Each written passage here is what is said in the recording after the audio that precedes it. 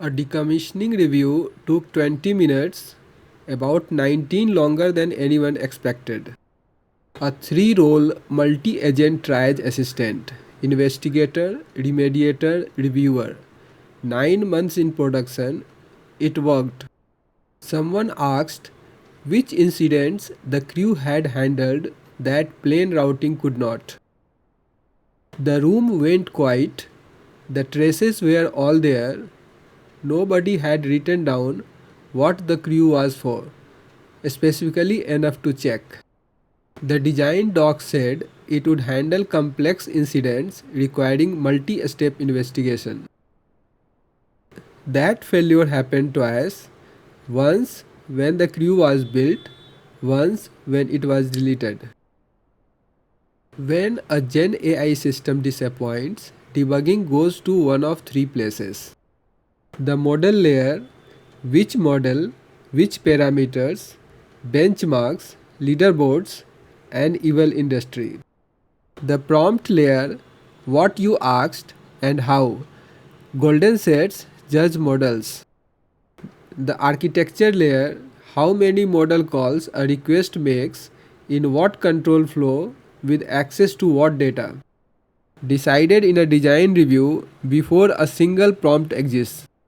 To have something attached that tells you when you are wrong. The third does not. Not that architecture mistakes are hard to fix. That nothing tells you one occurred. A weak prompt shows up as a bad answer. A weak model as a regression. An architecture more complex than the task needs shows up as a system that works. Give a decision no procedure and it does not stay undecided. Something fills the gap. Level inflation. Architecture chosen by conference hype, framework default, or misread problem statement rather than by requirement. Here is the clause that matters. It is not a bad decision, it's the absence of a decision procedure. A bad decision can be argued with, an unmade one cannot. You are thinking the fix is better engineers. It is not.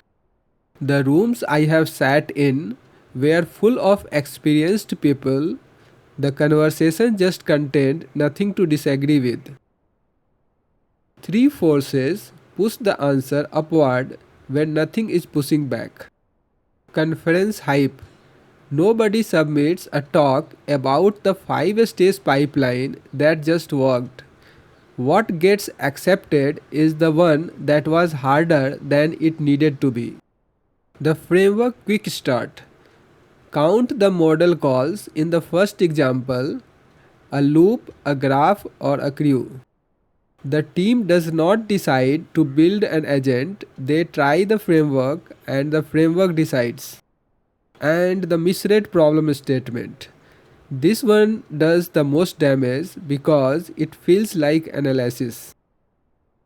Inputs are unstructured, so unstructured means a model.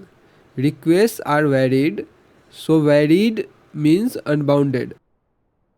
Every observation is true, every inference is a separate claim. None of them got checked. The crew was built on that third one. On-call engineers ask open-ended questions. True. Nobody asked of what actually arrives, what fraction is open-ended. This is what was arriving. The service name is in the string. The on-call owner is a lookup. No judgment to exercise, no language to understand. 40 lines of routing replaced it. But the branch that matters is not a routing one. No match, hand it to a human. That's not the simple version, it's the simple version plus an honest boundary. Delete that branch and it guesses silently on exactly the inputs the queue existed for. That's the diagnosis, here is the instrument. 8 architectures worth distinguishing between, ordered by what they cost. The bottom one is the floor, not a rung. 7 above it. I am not naming them yet. Complexity must be earned by a demonstrated failure of the simpler architecture. And every level up has a measurable price you can compute before you pay it. That's stronger than keep it simple. A preference has no stopping rule. Testable in both halves, the failure is an artifact, the price is a number. One more thing, and it's mine. Later in this course, I act on a number I published and then ignored for 5 lessons. I did not invent this procedure, I needed it.